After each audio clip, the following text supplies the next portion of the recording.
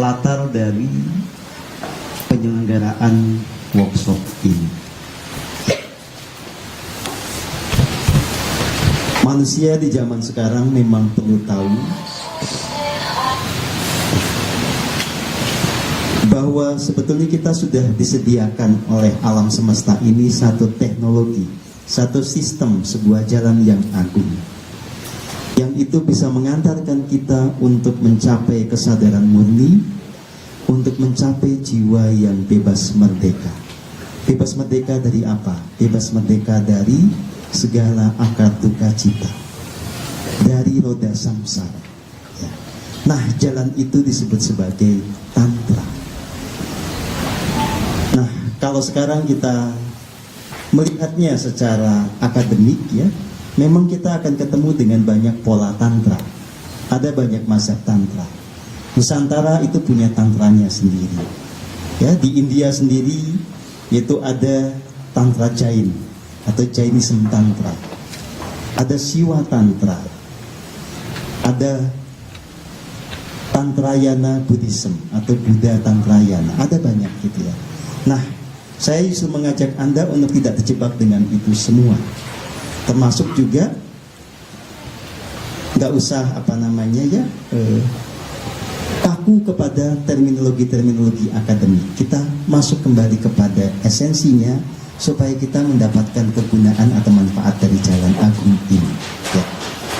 Jadi kalau kita merujuk kepada pengertian yang paling dasar, ya, apakah tantra?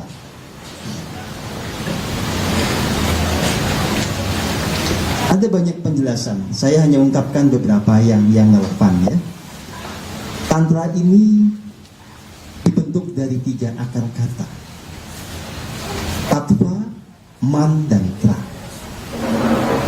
Yang masing-masing ini punya arti sendiri yang itu membentuk nantinya pengertian kita yang utuh tentang tantra itu apa. Tattva itu sebetulnya adalah science of cosmic principle. Jadi kalau kita bicara tantra sebetulnya nanti salah satu komponen utamanya adalah kita itu belajar tentang bagaimana ilmu pengetahuan mengenai semesta ini bekerja dan bagaimana prinsip kerja dari alam semesta. Ya. Yang kedua, mantra. Ya. Man itu kaitannya dengan pikiran kita. Tra itu istilah sederhananya adalah bagaimana kita bisa memindahkan, ya, pikiran ini supaya masuk kepada kondisi yang hening. Kita membawa pikiran kita kepada sebuah objek yang mengarahkan kita kepada kedalaman keheningan.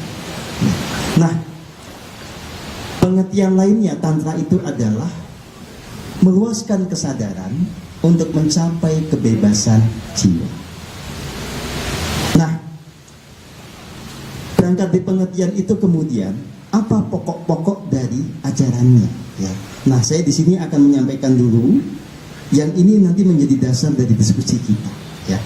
Dari sini kita nanti akan melihat bagaimana praktik tantra yang sedang terjadi dan apakah ada sinkronisasi dengan pokok-pokok yang kita bahas ini. Ya. Poros ajaran tantra itu ada di sini. Ya. Dhyana itu sepadan dengan kata meditasi.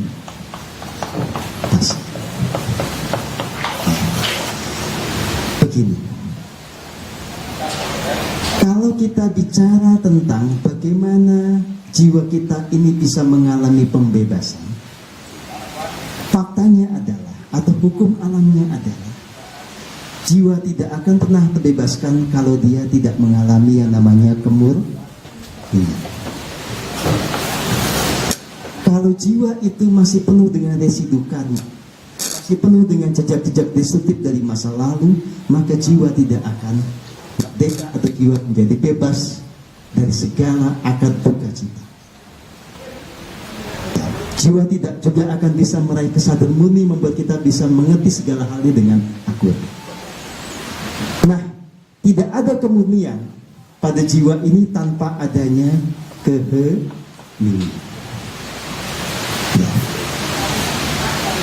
Dan keheningan itu tidak akan mungkin mengantarkan kepada kemurnian kalau dia tidak melibatkan atau mengakses apa yang disebut sebagai daya ilahi, kekuatan dari sang sumber yang ada di dalam diri kita. Jadi bolak-balik ya sebetulnya kalau kita bicara tantra ini tidak jauh dari apa yang selama ini kita praktekkan bersama. Ya.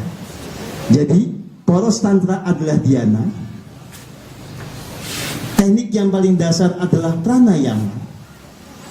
Pranayama itu artinya kita betul-betul menyadari aliran prana atau energi hidup. Nah, dengan menyadari energi hidup inilah nanti kita akan nyambung dengan sumber energinya yang kita sebut sebagai Atman. Dari sini kita akan tahu yang namanya Brahman. Bolak-baliknya nanti akan di sini. Ya, saya jelaskan. Sekali lagi, pranayama ini tekniknya adalah kita merasakan setiap tarikan dan hembusan nafas. Kita sadari di dalam tarikan hembusan nafas itu ada yang namanya prana atau daya hidup yang membentuk nyawa di dalam tubuh kita, yang membuat jiwa ini bisa tetap ada di dalam badan ini. Dengan pranayama ini kita akan mengerti bahwa di dalam diri sini itu ada sumber dari prana itu yang kita sebut sebagai Atman. Nah, Atman ini apa? Atman ini kalau dalam bahasa lain sama dengan Roh Kudus. Ini adalah Brahman atau Tuhan yang mengejawantah di dalam diri. Jadi dengan pranayama ini kita nyambung kepada Atman, kita mengakses kekuatan Brahman. Dengan kekuatan inilah maka jiwa dimurnikan.